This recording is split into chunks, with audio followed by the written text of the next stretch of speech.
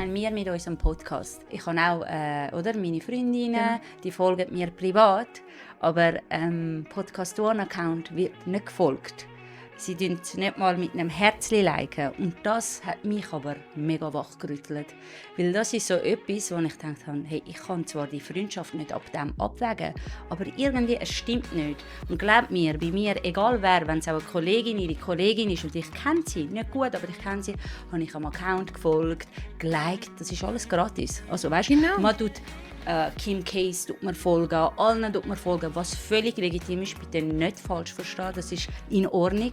Aber wieso, wenn es dann jemand im eigenen Umfeld macht, wieso tut man dann nicht folgen, vielleicht mal ein Herzchen geben, vielleicht mal, hey, spannende Aussage sagen, wieso wird das so knallhart ignoriert? Das ist etwas, was mich heute noch beschäftigt und dort verstehe ich die Welt nicht.